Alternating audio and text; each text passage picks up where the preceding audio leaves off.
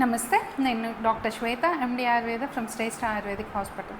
ఈరోజు మనం ఏంటంటే రెగ్యులర్ బేసిస్లో అందరూ చేస్తున్న చిన్న పొరపాటు గురించి మాట్లాడదాం. అదేంటంటే కనుక ఫ్రూట్స్లో కూడా కొన్ని తప్పులు చేస్తున్నారు ఫ్రూట్స్ తీసుకోవడంలో. అదేంటంటే fruit juice.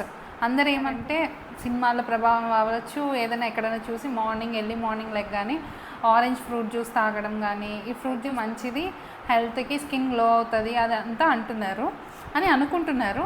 But okay, skin glow అవుతుంది అదంతా పక్కన పెడితే కనుక ఎప్పుడైనా సరే ఫ్రూట్ జ్యూస్ అనేది విత్ యాడెడ్ షుగర్ కానీ, షుగర్ యాడ్ చేయకుండా కానీ మంచిది కాదు.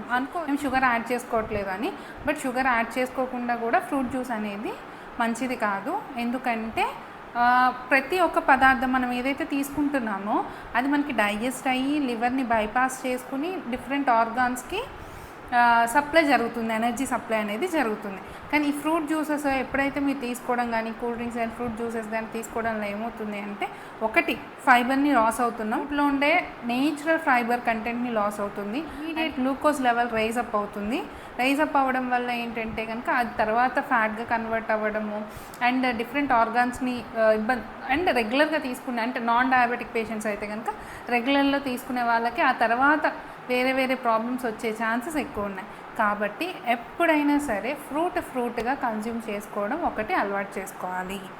అండ్ నెక్స్ట్ ఇంకోటి ఏంటంటే, ఫ్రూట్ కన్జ్యూమ్ చేస్తే చాలా హెల్ప్ఫుల్, దాంట్లో కావాల్సిన ఫైబర్ రిచ్ అన్నీ మనకి న్యూట్రిషన్స్ అందుతుంది. జ్యూస్ చేసుకుంటే కనుక దాంట్లో అది సెట్ కాదు. ఎంత షుగర్ యాడ్ చేసుకోకపోయినా సరే అది కరెక్ట్ అయిన పద్ధతి కాదు. ఇంకోటి ఫ్రూట్ సలాడ్స్ తినడం ఒకటి అందరికీ అలవాటు. బట్ అదేంటంటే సింగిల్ ఫ్రూట్ తీసుకోవడం ఒకటి బాగుంటుంది. ఫ్రూట్ సలాడ్స్కి వచ్చేటప్పుడు డిఫరెంట్ ఫ్రూట్స్ ఐటమ్స్ అనేవి కలిపేస్తున్నాం. దానివల్ల ఏంటంటే ప్రతి సబ్స్టెన్స్కి డిఫరెంట్ డైజెస్టివ్ కెపాసిటీ ఉంటుంది.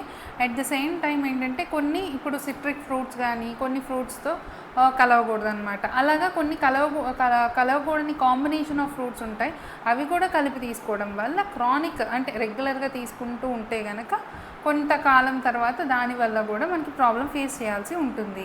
అండ్ నెక్స్ట్ ఇంకోటి ఏంటంటే మిల్క్ షేక్స్ కానీ ఇవన్నీ ఏంటంటే, మిల్క్ అనేది ఇప్పుడు బనానా మిల్క్ షేక్ అనుకుందాం, ఫ్రూట్స్తో మిక్స్ చేయకూడదు.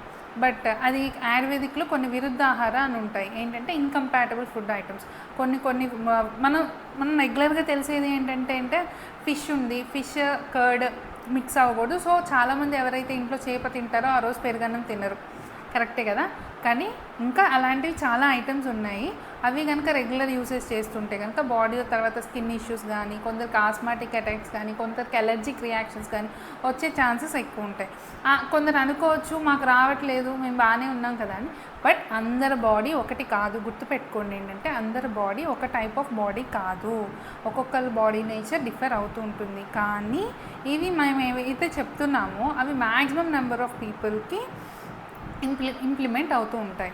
సో కాబట్టి ఏదైనా సరే ఫ్రూట్ మిల్క్తో కలిపి తీసుకోకూడదు. సో కాబట్టి మిల్క్ షేక్స్ అని కానీ, నెక్స్ట్ జ్యూసెస్లో మిల్క్ యాడ్ చేసుకోవడం అని కానీ అలాంటివి ఏమీ చేయవద్దు.